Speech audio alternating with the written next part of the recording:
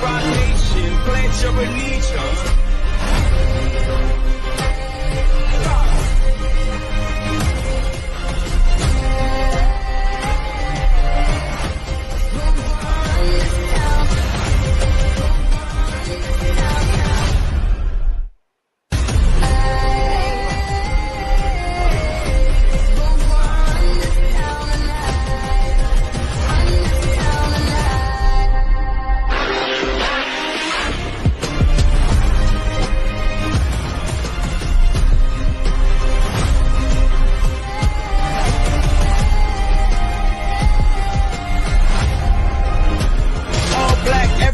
And our girls are blackbirds, riding with they diligence. Can't more than death if you boys really rhythm them. Trying to keep it going, gets spun down, gets it away, and incomplete. Rams down. Final play of the game. In regulation. It is caught by Dyson. Can he get in? No, he cannot.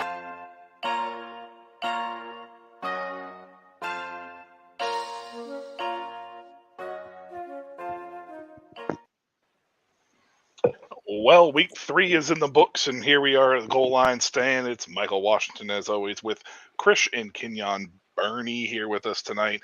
As you can see, Justin Arth is not with us. He has a prior engagement, but he did send a nice 7-page message to us in the chat to give us his thoughts on stuff. We will not be reading all of it. It is very long. we will give the highlights to it throughout the course of the night to see and give Justin the credit because, he said, just make sure you give me the credit if you use any of it. That's what we're about, right? So we will do his top 5 quarterback play as well with his honorable mentions, as we normally do. First and foremost, let's talk about the Dolphins. Let's just come right out of the gate. Well, first I want to talk about Nick Chubb real quick, because we got news that the preliminary tests, mind you, preliminary. Got to keep that, make sure we keep that there. Have said that it's only a torn MCL. It's a 6 to 8 month recovery. The timetable doesn't make sense to me because you look up what a torn MCL is, and usually the timetable is 2 to 4 months. So I don't know if it's because it was in his reconstructed knee and they want to make sure that everything's on the up and up or whatnot. But as always, thankfully it wasn't something more, especially when it comes to Nick Chubb, because I really, really hope to see him back on the field. So I just wanted to get that out of the way real quick because I felt like that was pretty significant news considering how damning that knee looked when the injury happened. And I'm sure that made Kenyon happy as a Brownies fan. For sure. It gave me a little ease. But I for sure tell him, take your time, child. Take your time. Hey, it's always next year. That's what Cleveland always says, right? It's always next year. Speaking about Cleveland real quick, I want to talk about the Brownie the Elf. How do you feel about that? The big, giant, ugly elf in the middle of the center 50-yard line. Whatever. It's nostalgic. Like it's like ugly nostalgic though. Like it's like it ain't the best, but it's like you gotta love it. One of my friends up here, he's a Titans fan. They played Cleveland this past weekend, and he was like, "What is that in the middle of their field?" I was like, "It's Brownie the Elf. Come on, man. It's Brownie the Elf." Love Brownie the Elf. All right. Well, I just wanted to mention that real quick. All right. Let's talk about the Miami Dolphins. 70 points this weekend, winning the game 70-20. They scored more touchdowns in this game alone than any team has scored in 3 weeks. I just want to wow. Incredible. Tua Tagovailoa, I don't know where the N comes from, but Tagovailoa has looked sensational. They've kept him upright so far because, let's be honest, Tua is one real major hit away from being oatmeal, and I hate saying it like that because it makes it sound like a joke, but it really truly is. The concussions last year, it's nice to see this bounce back. My question to you guys, though, and Chris, we'll start with you because you're the Patriots fan. Is it sustainable? That's the question. Is this offense going to be sustainable for the whole year? I mean, I don't think they'll put up, over 50 every game, but I also think that I mean, the speed that they have on the offense, the yards after catch. We talked about this a couple weeks ago. The yak, Tua gets a ton of that. So I mean, he's definitely improved. His down the field vision, his pocket presence, all of that has improved. The offensive line has done a tremendous job. I read a stat today that he's only had, I want to say, 6 quarterback pressures all year. So that's really impressive compared to last year where he had 37 quarterback pressures, like in 3 weeks or something crazy like that. But that shows that they invest in their offensive line, getting them right and getting them better. So I do think it's sustainable for sure. Kenyon, I mean, you play offensive line. You know what it's like for us boys up front. Yeah. It's tough over the course of a 10-game series, a 10-game season. Is this going to be sustainable at this point? I mean, at this juncture, because right now, I mean, between the run game with Mostert and a chain came on, in his big explosive debut this weekend or whatever it was, like it was a coming out party for him as well. There was no Jalen Waddle, and they still put up 70. I mean, this offensive line has to take a large credit with this. They for sure do. You got to give it up to your big boys up front. Always quarterbacks, running backs, all your specialty players. Make sure you tell your linemen good job. It's a thankless job, but somebody got to do it. But I believe it's very sustainable. Like we all know they're not going to put up another 70 ball this year. If they do, hey, great to you. Like, congratulations. Like, did you hear that they were a field goal away from breaking the record? Yep. The record is 72 points, actually held by my Commanders. Back when they were the Redskins, back in 1935, 45, maybe something like that. And then it was against the Giants. They put up 72. I thought it was like 66. No, they put up 72. No, not like. The year. Maybe it was 66. Yeah, maybe it was 66. I was going based off of just memory, and my memory fails me more times than not. So. It was probably very possibly 1966. Chris could probably look it up for us and let us know. Yes. But they have something real special going on out there. I believe in them. They're going to put up like 37 points a game. I can see that, like, for sure. Like 32 to 37. It's going to be fun watching them. Yeah, and Chris, you mentioned the speed, which is something that's obviously they're all over the field. But the thing with the offensive line that this is reminding me of right now, and I don't want to jinx this for any Dolphins fans out there, but this reminds me of the Eagles last year. Like, the Eagles' offensive line was the only offensive line, I believe, that had less than 5 combination starts over the course of the whole year.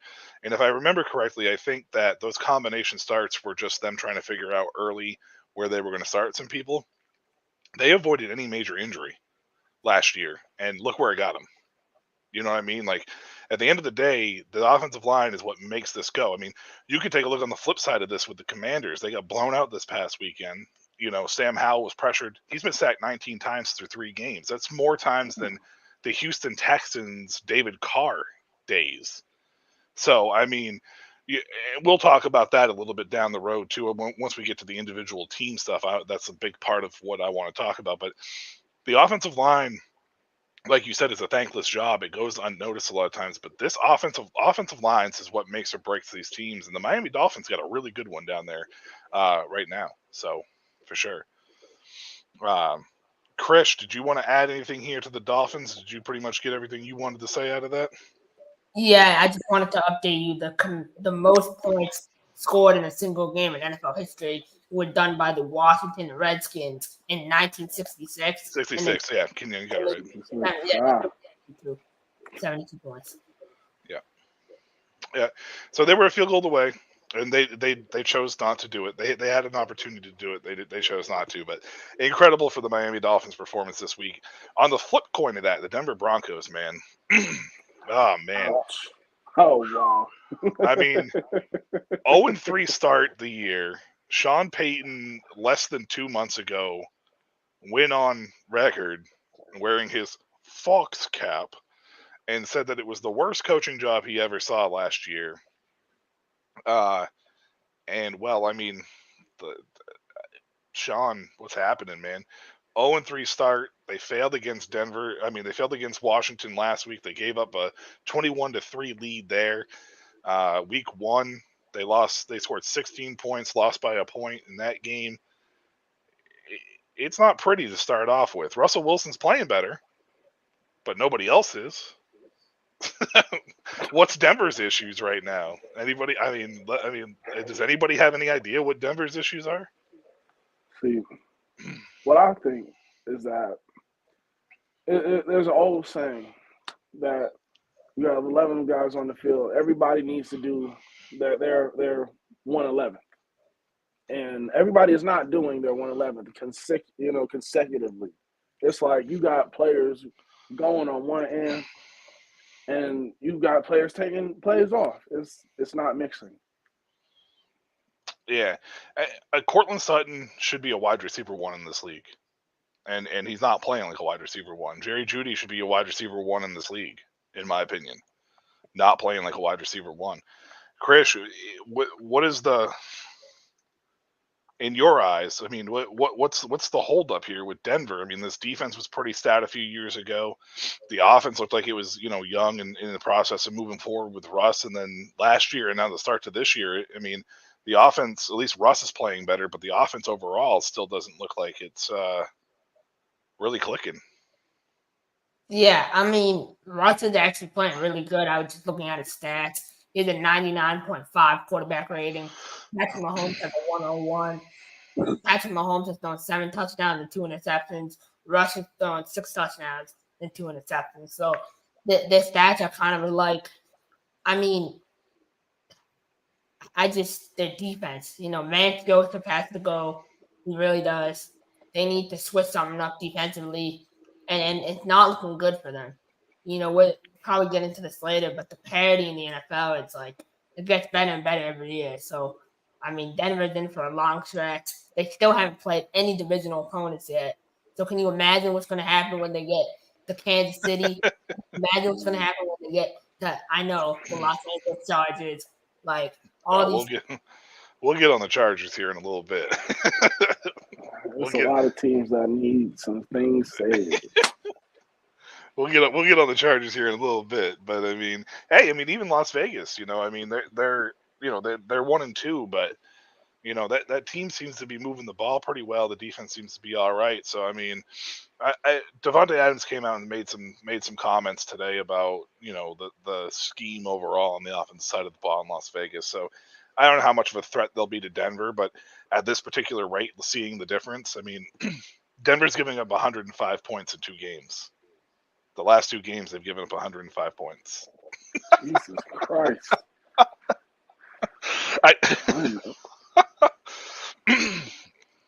105 points. Just let that sink in for a moment, man. Like that, the amount of points to give, that's just crazy, man. Like I don't even know where the next closest team would be, but I can't imagine it's close to 100. Oh my God. At all. That hurt my feelings hearing that. Yeah, I play offensive line and it hurt my feelings hearing that too. And you know what I mean? Like I don't. Man. Yeah. So. Speaking of the Chargers, since Chris gave us the segue into the Chargers, and Kenyon, we'll start with you real quick here. 1-2. Didn't turn the one game they win is a game they turn the ball over in. Well, mind you, the start of the week there was 5 teams who hadn't turned the ball over. All 5 teams turned the ball over this week. So there's no teams in the NFL now that hasn't turned the ball over. The Chargers, though, man, another close game that had no business being close. Brandon Staley goes for it on 4th and 1 from his own 20-yard line, up 4 with I don't even know, what was it, like a minute and a half left, less than that maybe? Just Justin's comments on this real quick were, let's see, he made a comment about the 4th and Brandon Staley, the call to seal the game on 4th and 1 is fine, but the call was not a good call at all. Defense is one of the worst in the league for a quote-unquote defensive-minded head coach, and the win saved his job for another week, but I think he's coaching for his job now. is there anything that you disagree with from Justin there? Because there is one thing I disagree in that whole statement, but is there anything you disagree with there when it comes to Staley? Not even that. No, I don't think I disagree with anything he has to say. Like, I mean, it's pretty blatant on what's really going on down there, but you can tell that there are a lot of talented guys down there that are making it close. So it's like they're here. They're trying to get up over that hump. You know, that I need to get over that win hump. It's always going to be a tough battle, but they got to stay strong and positive minded to get over it. Yeah, for sure. And they're a talented group. I mean, they're a very talented group. Even on defense, they're talented. Chris, thoughts on Brandon Staley? Where do you stand on the? I've been very vocal since last year with him. At first, I thought they had found their guy, and now I'm way off that bandwagon. Now I got off somewhere back on the start of the Oregon Trail. Yeah. Man, so I had the over in this game at 53.5, and I put $40 on it, and I was so excited. I'm like, man, the over is about to hit after they made that stop. But, Justin Herbert is playing out of his mind. He leads the league in completion percentage. He has yet to throw an interception. He's playing really good football. And it's really disappointing when you have a quarterback at his level that you can't go and win games consistently. They're lucky they won this game. Kirk Cousins made 2 really, really bad reads at the end of the game. I mean, one of the throws with TJ Hawkinson in the end zone, and Hawkinson straight up dropped it. Another one was, and that's the thing about Kirk, he zones in on one receiver, and he's not willing to spread the ball out, and that's really hard.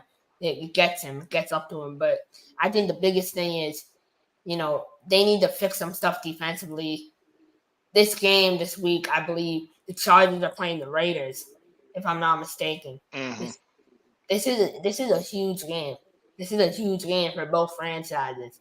They're gonna both be playing for their lives this game. I mean, I don't know. I don't know if it's quite that severe, but here's the thing with the Chargers. So week 1 they lost to the Dolphins, which we know the Dolphins are, but they lost 36-34, so they were able to keep up only by 2. Then they lost by 3 to the Titans the following week, and then they won by 4. So that's 2, 3, 4. So could we expect the Raiders-Chargers game to end by 5? Is it just going to be a 1-point increase in differential all year? No, that's a joke. But what this tells me is that the Chargers are already being battle tested, right? Close games involved. But look at the points, 36, 27, 24. Like, the defensive numbers are coming down, but this defense still looks dreadful. Like, you have Derwin James, probably the best safety to play the game back there. You got Joey Bosa, one of the best premier edge rushers in there. You have a young linebacking core that is excellent. So I don't understand Brandon Staley. And for me, 4th and 1 on your own 20-yard line that late in the game, up 4, I'm not okay with the call. I think that this is where analytics for coaches, and Chris, maybe you think I'm crazy with this, but this is where I think analytics for this game in today's day and age is killing the game of coaching. There's no instinct here. That was literally Brandon Staley looking at it, going 4th and 1, 56% chance of hitting it. If I hit it, I have a 98% chance of winning the game in comparison to not. But what happens if that 2% happens, just like we saw? There is no way the Chargers would have come back if Minnesota scored a touchdown there. I just think the instincts are gone in coaching because everything's analytical. I don't know if you agree with that, Chris, but it's hurt Brandon Staley a ton in his career since he started being the head coach at the Chargers because of that. I agree. I think we live in a day and age with coaching where it's all, like you said, risk taking, it's analytics, it's looking into that. Like, I never understood, being down by 14, the whole thing when you're down by 14 and you score a touchdown and then you go for 2 the first time you score a touchdown, but not the second time. Like, that's a whole new thing that I started realizing watching football. I'm like, why are we going for 2 after the first touchdown? Like, what are we doing, It's one of those things. So that analytical is actually probably the only analytics that actually kind of makes sense to me.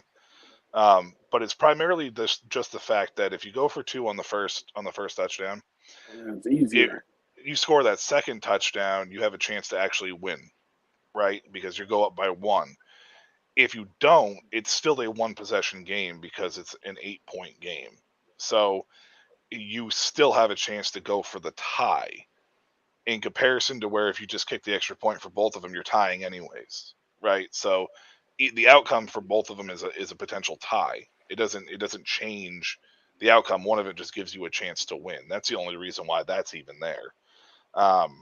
It's the only one that kind of makes sense to me. But even then, I'm still at the point like, why would you make the second touchdown harder for yourself? That just doesn't make sense to me. Speaking of struggling, outside of Brandon Staley and his struggles as being a head coach in the NFL, Justin Fields, the Chicago Bears. This situation is ugly. Thoughts on this, Kenyon, as far as Fields is concerned? Because I think we all agreed that we all had higher hopes for this Bears offense, but right now it is not looking pretty at all. It's looking atrocious. Someone needs to go to Justin Fields' house and give him a hug, because I know he is hurting. I'm hurting for him because it looks bad. It looks bad. There's no connection. Everybody's running like a chicken with their head cut off. If it ain't somebody in the backfield partying it up, it's somebody taking them deep, going bombs over Baghdad, and it's insane. Like it's literally become like, well, like we're gonna see how the Bears mess up this week. That's the episode of what the Bears are now. Yeah, and it's definitely it's frustrating, I think, for a lot of people in general that are especially involved. The Bears had a very tumultuous week, right? You know, the defensive coordinator Alan Williams resigned. There was some speculation about what he resigned about. Then they had $100,000 worth of equipment stolen after there was a break-in. Fields made some comments blaming coaching. I don't think it was on purpose. It was indirectly blaming coaching. He had to walk those comments back afterwards. Chase Claypool still seems to be in the doghouse, even though he's on the field still. This defense is all over the place, giving fits to people. Ryan Pace is trying to explain things.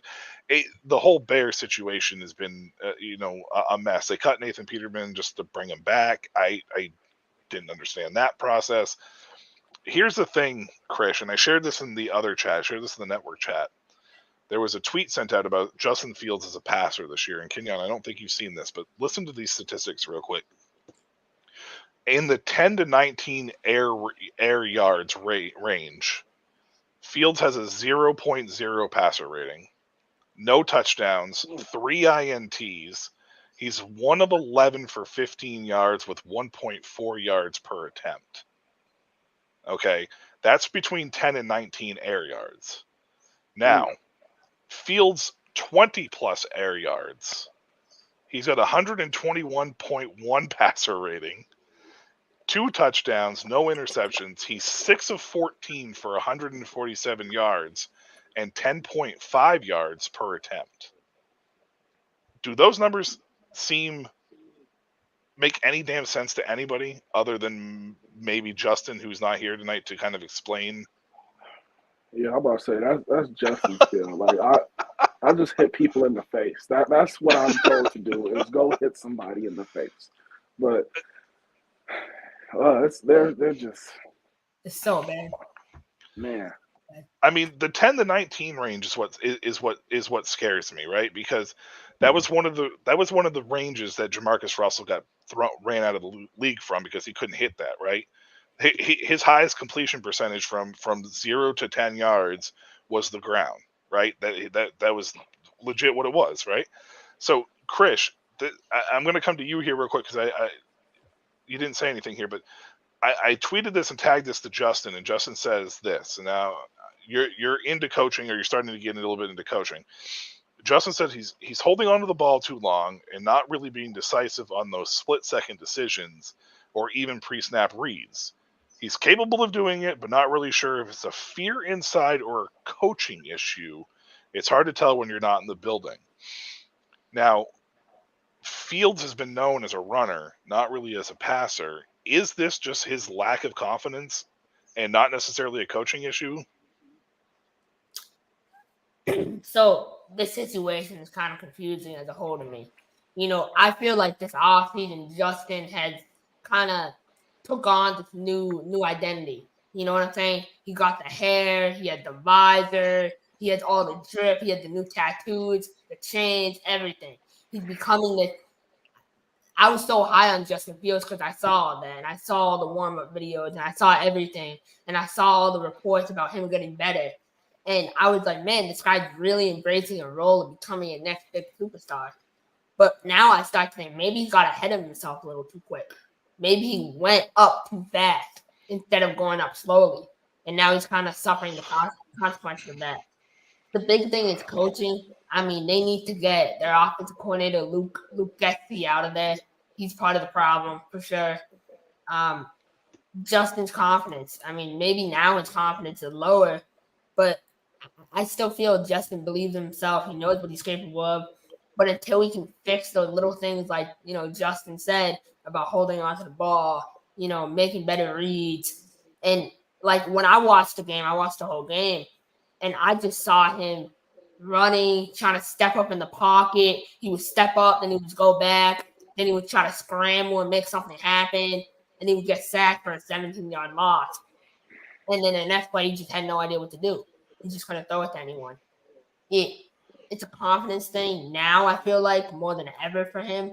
But the big thing is just understanding, like, becoming how important it is to become a passer in the NFL. And I think he'll get that. I just don't know when and where it'll be. One of my biggest things with this is this tells me one or two things. Either this offense is not predicated to making quick routes for quick throws, and it's trying too hard to just go for the big play, or it's a lack of a run game per se. But Roschon Johnson and Khalil Herbert both ran the ball fairly well, I felt like, this past weekend. The numbers don't really reflect it per se, but I felt that they were much more efficient running the ball. But they still only scored 10 points, and it was on a late touchdown to DJ Moore, who, by the way, didn't catch his first pass until the start of the fourth quarter. Darnell Mooney was completely obsolete. Didn't catch, I don't think he caught a single pass in this game. And it was basically a bunch of who's who catching balls from Fields. Like, you traded for DJ Moore. There's no reason for him to not getting his first reception in the fourth quarter. Like, I know they played the Chiefs, who have an underrated defense, but there's something wrong there if you're not getting DJ Moore the ball. Just throwing that out there. Also in this situation, quarterback evaluations. Let's talk about this real quick. We'll jump into Justin's top 5 quarterbacks real quick and his little honorable mention stuff. Let's see. Honorable mentions this week are Brock Purdy for the San Francisco 49ers. He was a 111.3 QB rating, 25 of 37, 310 yards, and 2 touchdowns. He made honorable mention. Just going to throw that out there. Those numbers, and he made honorable mention. CJ Stroud, another Ohio State quarterback that we'll talk about here in a minute. 118.8 QBR rating, 20 of 30, 280, and 2 touchdowns. Houston Texans got a big win this weekend as well. Joshua Dobbs makes this list. 120 QB rating, 17 and 21, 189 and a touchdown. We'll talk about him in a little bit as well because some upsets. Now the top 5. Andy Dalton made number 5 for him, Carolina. 88.4 QB rating, a little bit lower than some of the other ones. He was 34 of 58 for 361 yards and 2 touchdowns. Dalton, I think, just with the Carolina game, I think it was just because Carolina was in that game, and Dalton played fairly well overall, but 58 passes is never going to cut it. And why are the receivers not being used in Carolina? That's my other issue. They're not really being a vocal point. Chark kind of had a good game, but other than that, those receivers have been pretty obsolete. Deshaun Watson, 123.4 QB rating. This is Kenyon's boy down there. 27 to 33 for 289 and 2 touchdowns. He had a very good game for the Brownies, and they beat Tennessee. We'll get to the individual team stats there.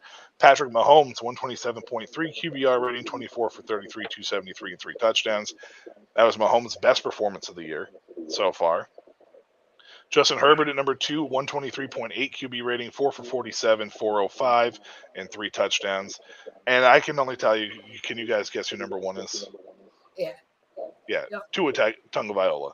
He was a 155.8 QBR rating, 23 of 26, 309, 4 touchdowns, and he was not sacked at all as well. So that's Justin's top 5 quarterbacks. Now, let's talk about the 2 upsets real quick. Houston Texans, CJ Stroud, big win this past weekend in a game that I don't think anybody expected Houston to win. For a school like Ohio State that supposedly doesn't produce quarterbacks, what we're seeing with Justin Fields in Chicago is basically the complete opposite of what we're seeing so far through 3 games for CJ Stroud. Is there some kind of maybe this break of this Ohio State curse? Maybe Kenyon down there in Houston? Maybe? I don't know why people say that we don't produce quarterbacks. Like, excuse me. Like, in my recent recollection, Ohio State has some pretty gosh darn good quarterbacks. You know what I'm saying? I'll give it the last 5 to 10. Well, Kenyon, let me ask you real quick. Who is the most successful Ohio State quarterback at the NFL level in your eyes? Like, that's the question. That is the question, but that's what makes it ugly. College career-wise. College career. About, for sure. Hey, they do their thing, but I don't know. I couldn't tell you why that transition is just so. It's I don't know, but it's like I guess we can just chalk it up to the league. The league will be the league, so you got to be a certain time to get up in there. But I'm not saying Ohio State doesn't produce that, but we can't just say they're just god awful. Well, I mean, we know they're not awful, but like with the translation to the NFL, there's something missing there, and I think it's the same issue that Alabama quarterbacks have in translation to the NFL. They get surrounded by so much talent at the college level that a lot of their flaws get masked until they get to the NFL level. And then they're exposed. I hate saying it because I do like Justin Fields, and I do like CJ Stroud, and I do like Mac Jones in New England. But I think that that's part of the issue. Because you think about Ohio State, what's their wide receiver U? Wide receiver U. They are wide receiver U, right? I mean, they pump out wide receivers like Alabama pumps out offensive linemen. And I think that's where the disconnect comes from, because some of those great wide receivers are able to mask some of the shortcomings of some of the quarterback play, right? And the offensive line protects the Alabama quarterback, so you get AJ McCarron, who doesn't lose a single game through college, but his translation doesn't happen at the NFL level until he's 32. So I think that's part of the problem there. But I mean, hey, maybe CJ Stroud breaks that. You know what I mean? Like, maybe Stroud breaks that. For sure. I got faith in my guy. I don't mean to get off topic, but we just got a report from Ian Rapoport on Zach Wilson. And he says that tensions are rising in the Jets locker room over Zach Wilson. The situation in the team could be ready to explode. And then he goes on to say that Robert Saleh is coming off as a Zach Wilson apologist, and that it isn't sitting well in the locker room. And the Jets defense is not happy at all. Yeah, well, so Zach Wilson was going to be one that we were going to get to here in a minute too, but I wanted to talk about Josh Dobbs' upset. But let's stick with this for a second. Let's talk about Zach Wilson for a second, okay? Because the Jets clearly are in disarray. The 1-2 start should be 0-3. Let's be honest. Week 1 was being funky, but they're 1-2, and they don't look good with Zach Wilson. And Chris, you made a hot take, and I agreed with it for once in the network chat. I think there's indoor and arena quarterbacks that are better than Zach Wilson. Like, I look, when Zach Wilson got taken 2 overall, I was one of his deterrers. I was very much one of the guys that was like, I don't like him. I didn't like him when he was in college. I thought the Jets were making a bonehead move, making a mistake. He kind of grew on me a little bit because I thought he was improving. And I don't know if it's just because the organization just decided to just take all his confidence and just zap it. But his regression so far this year has been absolutely dreadful. It has been horrible. I don't know if you've watched him play, Kenyon, or not. If you've seen any games with him play. But I've seen it with my own 2 baby blues. It's bad, man. I'm sorry. It's bad. I hate to throw like fire on top of fire, but it's bad, dude.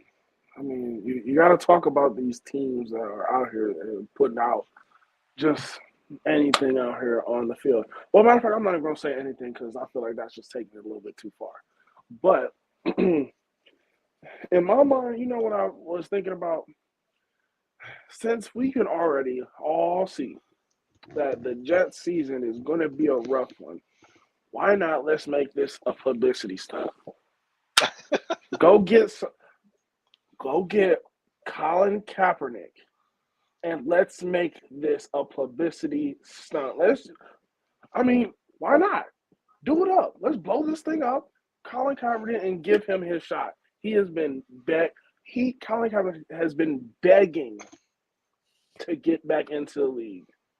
Somebody give this man a shot, and let's see what the man got. I mean, if we can give Tim Tebow a shot in the NFL as a tight end, we can give Colin Kaepernick his shot as a quarterback. Come on, like what's going on now?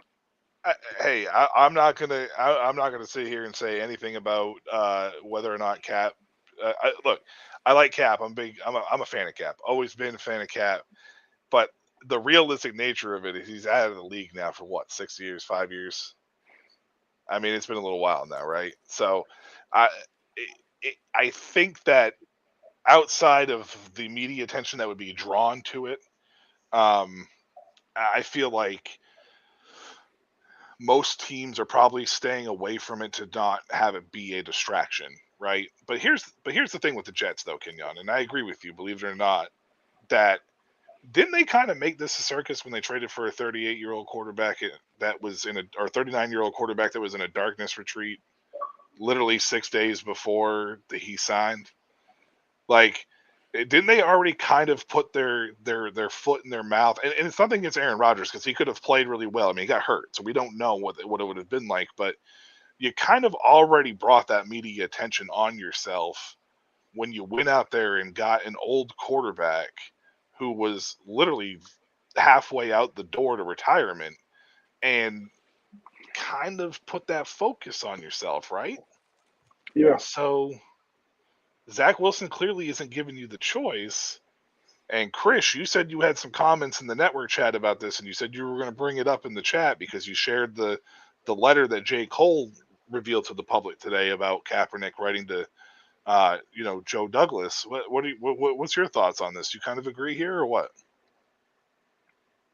Look, I have plenty of boys who are free agents, who are looking for opportunities.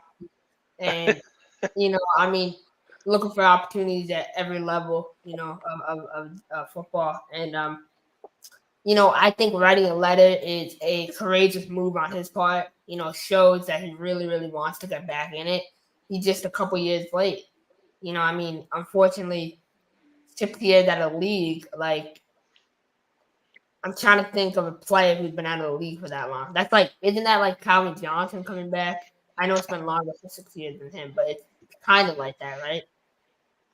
Yeah, I mean, and that's probably one of the biggest knocks right now on Kaepernick is he hasn't played any football. Yeah, and I think the Jets should give him an opportunity. What's the harm? What's the harm? What do they have to do? They have nothing to lose. for a workout, bring him in for a tryout, bring him on a practice squad, see how he is. Because if he's good as all the NFL receivers say he is, then give him a chance. The same reason the Jets should bring in Colin Kaepernick is the same reason they should bring in Justin Arthur. That's the same reason. You don't know what he has to offer. You haven't seen him play.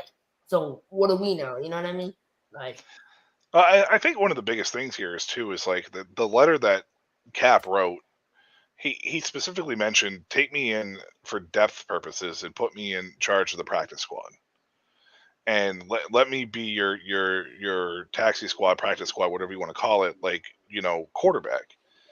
And I think the Jets signed Trevor Siemian today. And I think to myself, what does Trevor Siemian provide for you that Cap may not? Especially at a league minimum type of situation. You know what I mean? Like, you're not bringing Simeon in to put him down on the practice squad. He can't mimic most of what the quarterbacks can do in today's game. So what are you really doing there? You know what I mean? Like, I don't know. Like, and I get that, again, Cap has been out for 6 years, but like you guys said, it's a low risk, high reward move at the very least, I mean, or at the very most. At the very least, it's what? It costs you like 3 weeks of him being in your face. facilities. Yeah. You know what I mean? Like, I don't know. I think Kaepernick's situation, I think that ship has sailed, unfortunately, for the NFL, as much as I hate to say it. But I would like to see him get another chance somewhere down the road. I mean, if he really wants to play, there's opportunities. Oh, hey, Commanders, by the way, my buddy Kenyon here is a free agent. Come get him because your offensive line needs it bad. Just throwing that out there. Hey, I will gladly take league minimum. Gladly. That's what I'm saying. Minimum all out. Just minimum. See, I'm telling you, there you go, Commanders. We need the help. So let's get Kenyon on board here. Let's actually Joshua Dobbs, Arizona Cardinals, in a major upset over the Dallas Cowboys. Do we have any Cowboys apologists here? Is there going to be some Cowboys apologists to kind of say? I have some words to say about them Cowboys. Well, let's do it, Kenyon. Go ahead. You can start us off, buddy. Y'all Cowboys. I told everybody the Cowboys. They're not it. They're not it. I told them since the beginning of the season. They're not it. They're not ready. They're not putting out what they need to put out. Like, they need to figure it out. And now, I don't know what partake it really is, but y'all Cowboys, y'all need to get it together. There's no way that this is America's team. If anything, the Browns are America's team. Yeah, Don't shake your head. I'm gonna look. Dallas is holding on to that America's team moniker from 1993, but let's that's so Chris, funny. how the Browns aren't the American team? Come on, I feel like that is America's team right there. He's a Patriots or the fan. Steelers, He's been spoiled like his whole the life. Patriots, so. no. Y'all had Tom Brady. That was Tom Brady's team. Chris, what about you? For saying it, I'm sorry. Chris, you got comments? I'll give you a hug. No, look at the hug. Hug it out, guys. Chris, what's your thoughts on the Cowboys in this game? I mean, okay, first of all, let's talk about this in a realistic sense. It's one game, right? It's not like it's not like it's the whole season. It's one game, but it's the fact that it's the Arizona Cardinals and the fact that the Cowboys were not in this game at all. Like, the coin flip happened and the game was over. Dallas wasn't in it. So, Chris, what is your thoughts with that? And is this game telling of what Dallas is going to become, or was it just one of those early season, still trying to figure things out type stuff that Cowboy apologists love to use? I have to say this. Arizona, as bad as they are, they're not terrible. They're not like horrific like we all thought they were going to be. They can compete. Joshua Dobbs. I feel like Joshua Dobbs is a somewhat capable quarterback in this league. Like, he can compete. So, with that being said, I mean, they still shouldn't have lost to the Cardinals. It's one of those things where this game against my Patriots, is a turning point for the Cowboys. It's going to really, really decide what their season is going to look like in terms of where they want to be and what they want to do. If I was a Cowboys fan, I would be concerned too. You know, we had 2 dominant weeks, and now we kind of seem to be losing steam a little bit. Dak didn't play all that great. I don't know. There's a lot of things to be questioned with the Cowboys. And Trayvon Diggs, that loss for sure felt. I mean, I feel like losing Trayvon Diggs is so bad for them. So. I'm and maybe this is going to be a Commander's bias. I don't know, and I'm sure that I'll get called out for being a Commander's bias here. But my standpoint here with Dallas is this: I don't think Dak is that good. I look. I was a Dak fan at Mississippi State. I was rooting for him. He played fairly well. I think he's been a beneficiary of having a good offensive line early in his career. I mean, at one point in time, the Cowboys had the best offensive line in football. That offensive line is starting to get shaky, and now we're starting to see a Dak Prescott that is shaky, nonetheless. That defense, as fast and as talented as they are over-aggressive. And when you have a team like Arizona that has a defensive-minded head coach, he can use that aggressiveness against you. Go back and watch this game against Arizona. All that aggressive nature that Dallas has was used against them. Draw plays, quick hitting pass plays that eventually led to bigger plays down the field, right? Arizona, and Chris, no offense to you or anything, but the team is bad. They're not good. They're playing fairly good football right now, but they haven't also really played anybody per se. They played the Commanders, who we still don't really know what they are. We don't really know what they are, right? I mean, let's be honest. They're 2-1. Yeah. Got blown out by Buffalo, which is an upper echelon team in the league, right? They played the Giants, who are they? And now they've played the Cowboys. So the Cowboys were their biggest telling game that they had, and the Cowboys weren't in this game. That's the one thing that worries me about this. They weren't even close to being in this game. And as a team as talented as Dallas is on paper, this game shouldn't have been close, right? So maybe Dallas is a little overrated, right? Maybe the East as a whole, outside of Philadelphia, was a little bit overrated because of moves that were done on paper. That's why you play the games, and it's not on paper. The game is past Mike McCarthy, and Jerry Jones is running this team into the ground. He is the new Al Davis because he doesn't want to let go. It might be harsh, I don't know, but Mike McCarthy is one of the worst head coaches in football right now. It's harsh, but I like it. I like it. I mean, the game has passed Mike McCarthy by. It really has. It's too bad, but it's the truth. All right, individual team reports. We'll start with Kenyon because the Brownies, they rank first in several spots on defense, and you got something to be excited about down there. Let's start with you with the Brownies, my man. We're killing it. We are killing it on the defensive side of the ball.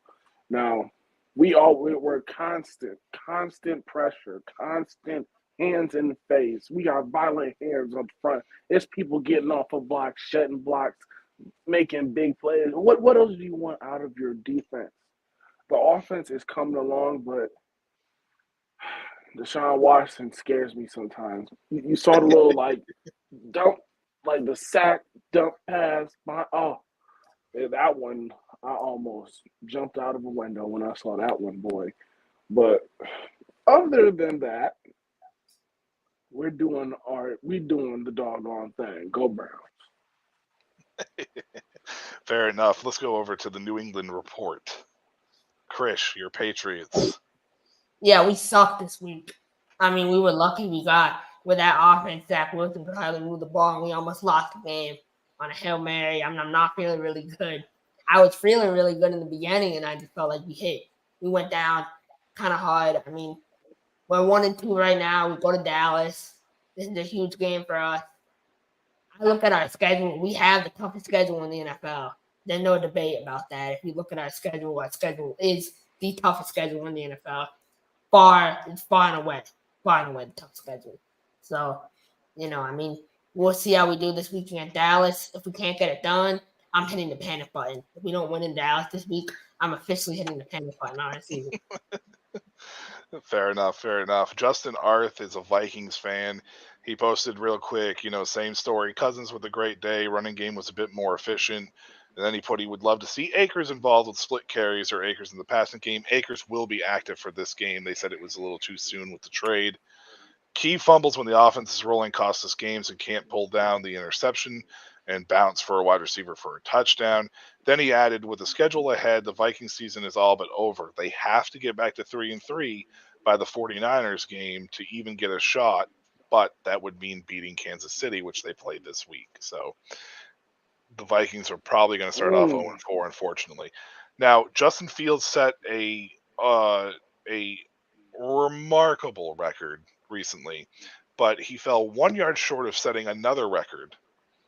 He would have been the first wide receiver to start off the season at 150 yards for the first 3 games.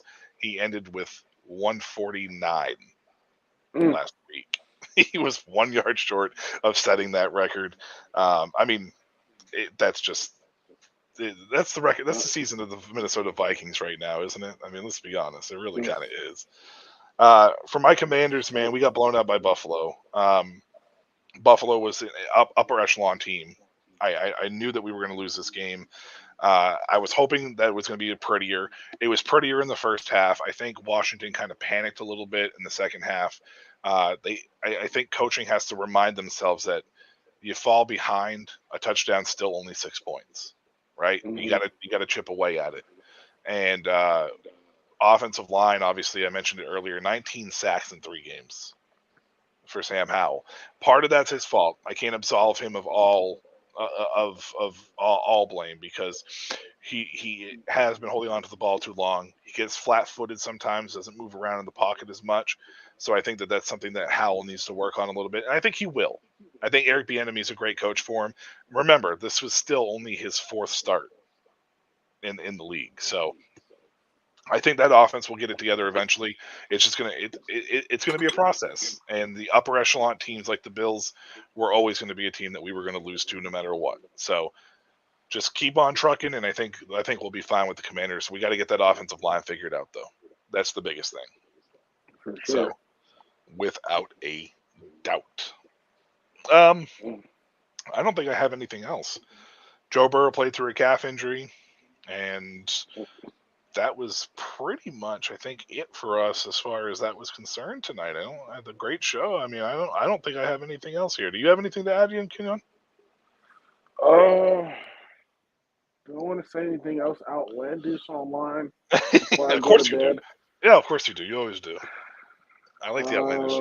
Chris says it in his sleep, I'm pretty sure. So I know he just goes to bed saying crazy things.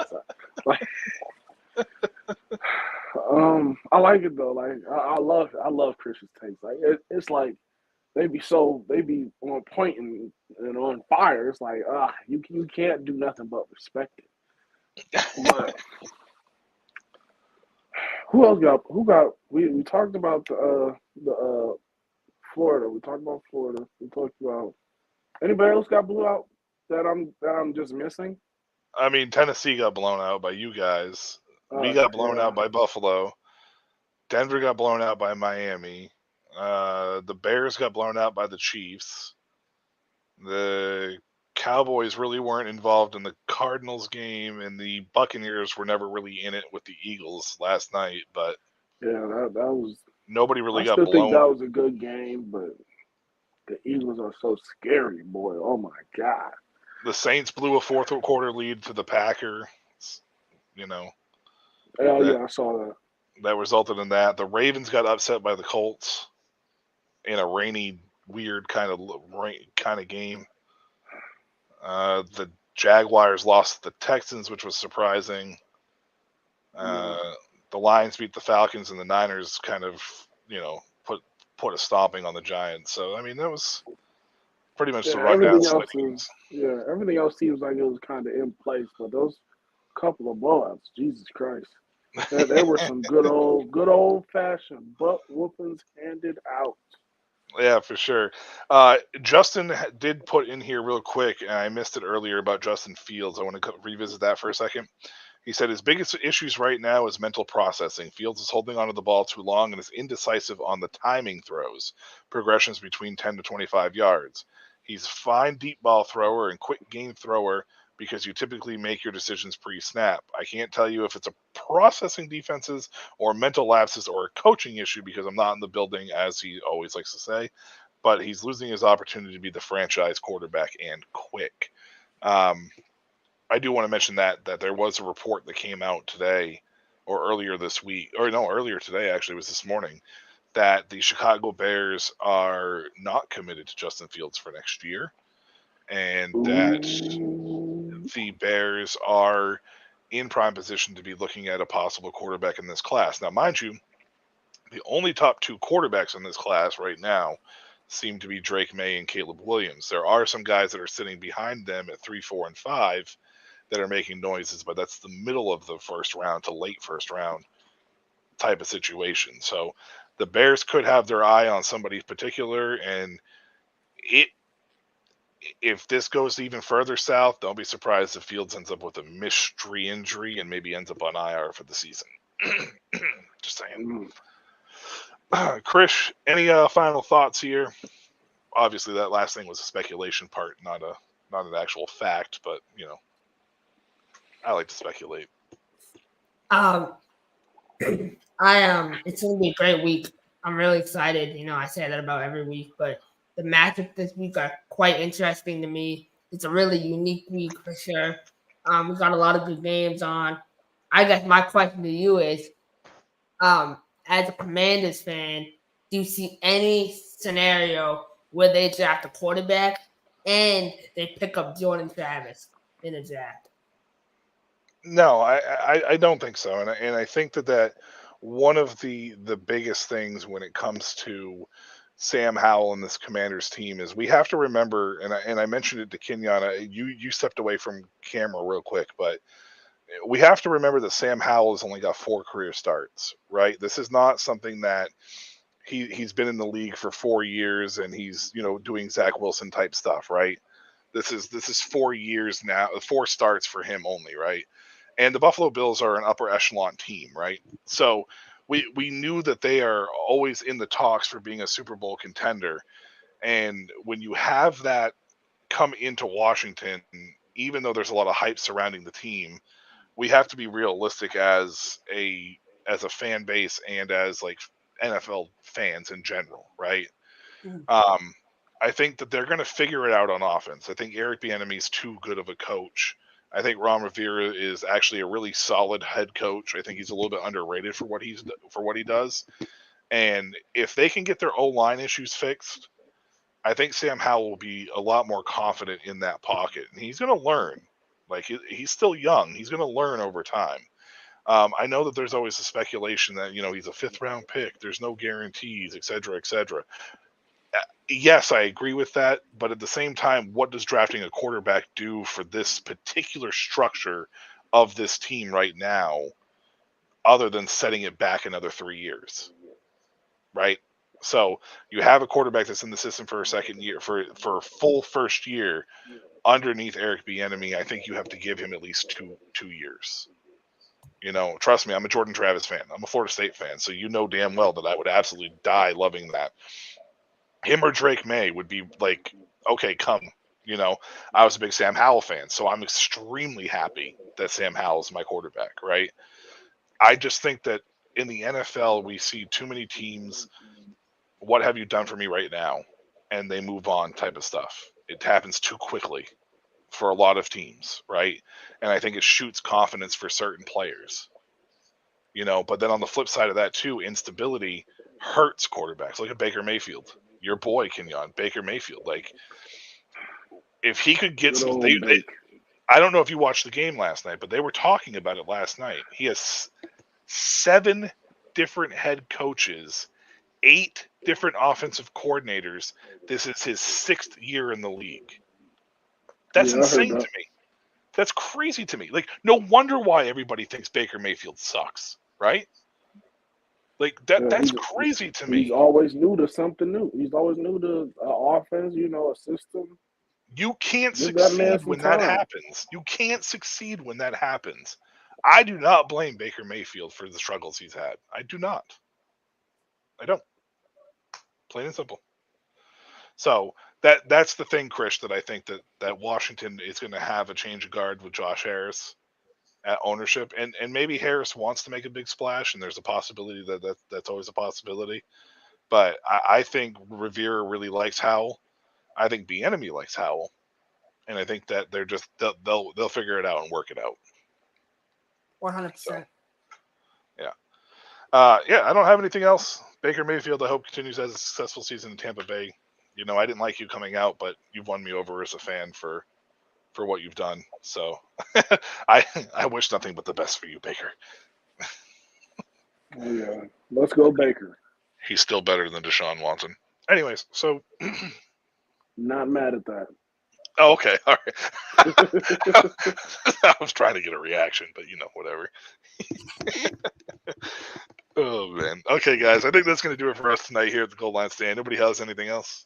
Anything else you want to mention? I'm good. All right. Yeah, Kenyon looks like he's ready for bed. So I am a little tired. I'm not going to lie to you. It was a long day today. Yeah. What you got going on over there? Anything? No? I'm a game changer. Just work,